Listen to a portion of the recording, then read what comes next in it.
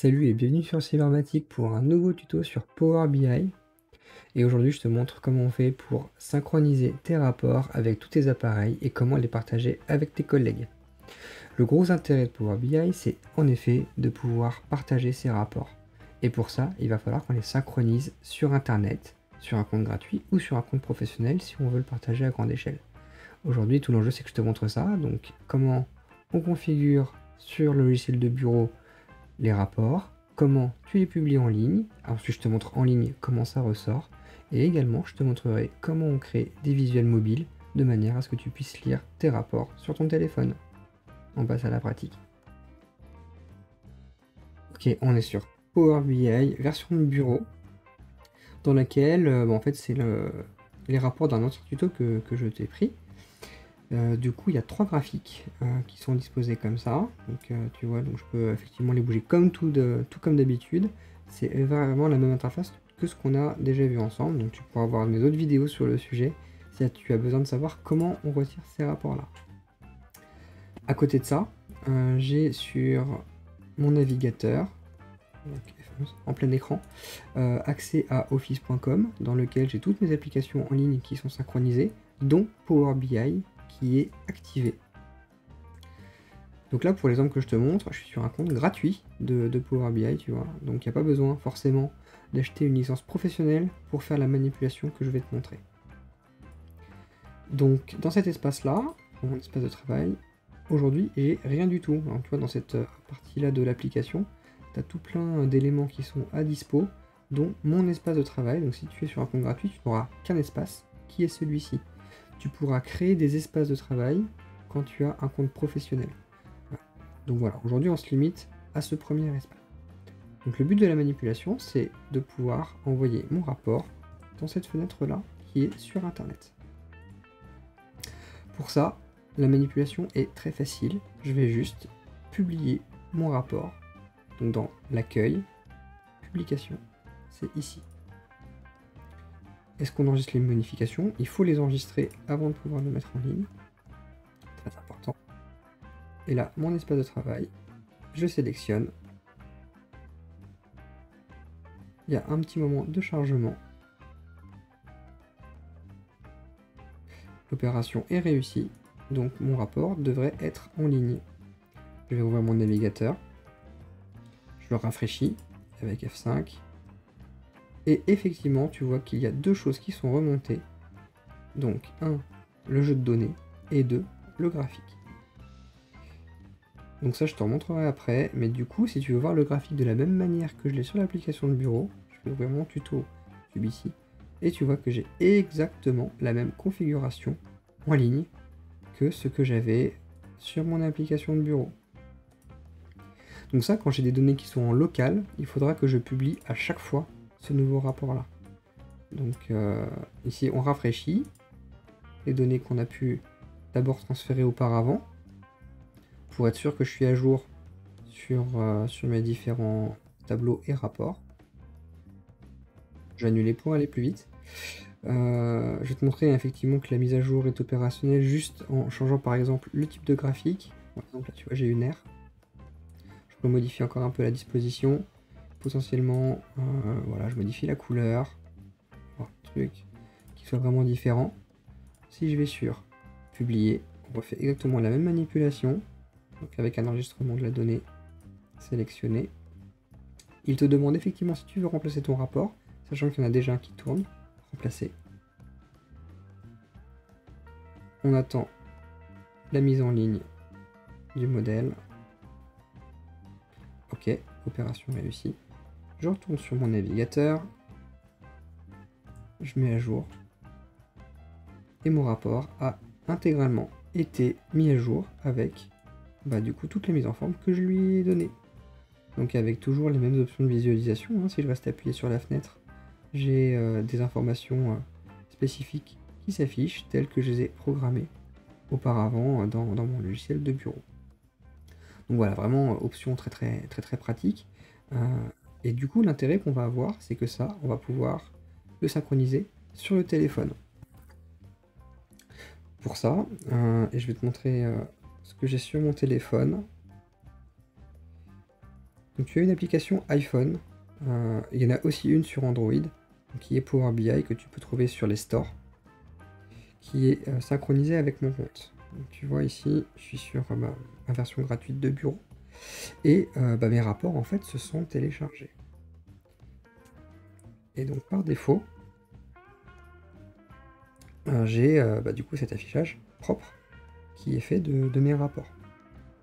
Donc j'ai qu'un seul onglet et tout qui s'est bien mis en ligne. Ça veut dire que tu peux déjà utiliser tes rapports proprement sur ton téléphone. C'est directement synchronisé dès que tu fais une mise à jour. Ceci dit, ça a un petit problème quand même, c'est que tu es en mode paysage et l'affichage va pas forcément correspondre exactement à ce que tu recherches, en tout cas pas en vision mobile. Et sur Power BI, on a moyen de configurer la vision mobile qu'on a de cette application. C'est ce qu'on va regarder maintenant. Pour ça, je vais retourner sur l'application de bureau. Je vais dans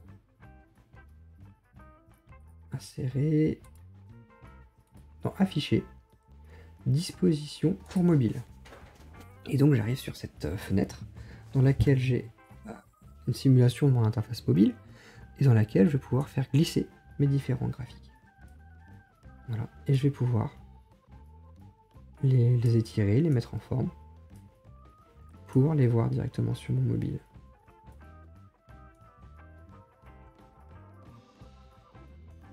Je peux descendre, je peux scroller comme si je le faisais. Donc là je le fais avec le clic de la souris et ça le fera après avec le téléphone. Voilà, donc là j'ai mis mes 3 graphiques en vision mobile. J'enregistre et ça je vais le publier de la même manière que je l'ai fait juste avant. Donc là on va quitter cette disposition mobile en recliquant sur l'icône, accueil, publier, sélectionner. Pareil, il te dit qu'il y a déjà un rapport qu'on va remplacer. Et l'opération a réussi. Je te montre ce que ça donne sur le téléphone. Donc en enregistrant l'écran. Voilà. Donc là, je vais réinitialiser l'affichage. Donc voilà, c'est bon, il a été réinitialisé. Et si je vais dessus, j'ai directement un affichage en mode mobile, donc qui est vraiment adapté au téléphone, et avec toujours la possibilité de l'afficher en plein écran, et également de le mettre dans une autre disposition. Tu vois, donc là, vraiment en plein écran, et en paysage, donc c'est quand même beaucoup plus lisible, et du coup tu peux récupérer toutes les données de manière dynamique dessus. Donc avec une interface propre, tu vois, je peux scroller directement ici, et c'est vraiment très très adapté. La publication en ligne te permet également de partager tes rapports avec tes collègues. Pour ça, tu as des icônes, tu as différentes façons de le faire. Tu peux mettre dans une conversation Teams ou même le partager en direct. Tu peux également l'exporter. Donc voilà, tu as 3 options qui sont disponibles et qui sont pratiques. Donc le partage, donc ça se fait que avec Power BI Pro. Voilà, appliquer. Tu peux copier le lien et ce lien, tu peux l'envoyer à tous tes collègues directement tu peux l'envoyer par mail, par Teams. Tu vois là, si je fais un nouveau message, tu copies le lien et ça te permet, si la personne clique dessus, d'aller sur internet et d'ouvrir le lien. Là, la personne comme ça peut aller directement sur ton rapport si elle a un compte Power BI. L'autre option de partage, c'est de le rajouter dans une conversation Teams. Donc tu peux dire le partager dans Teams de cette manière-là, ou on le verra directement dans l'interface logicielle. Et également, tu peux par exemple l'exporter soit dans Excel, soit en PDF, soit en PowerPoint. Donc tu as toutes ces options-là qui sont dispo. Et ça, du coup, c'est quand même super pratique. Alors par exemple, en PowerPoint, exporter vers, donc tu laisses les choses par défaut. Il va faire le travail en arrière-plan. C'est un petit peu long, le chargement en PowerPoint ou en PDF. En tout cas, ça permet d'aller très vite et de te passer de compte professionnel. Du coup, tu exportes en PowerPoint ou en PDF, tu l'envoies à tout le monde et le rapport comme ça est connu de tous. Donc même si là il y a un petit peu de temps à l'export, au final, c'est du temps gagné parce que les gens n'ont pas à aller à ouvrir des fichiers pour faire ce travail-là. Tu enregistres ton PowerPoint. Il est arrivé, tu peux l'ouvrir. Et du coup, par défaut, tu as tes rapports qui sont sortis sur PowerPoint.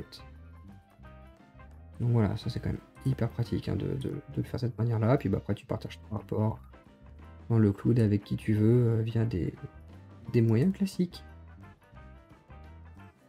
Donc voilà pour ce tuto sur l'exportation en ligne de tes rapports Power BI. Vraiment, utilise-les. Ça te permet de le partager très facilement avec tes collègues.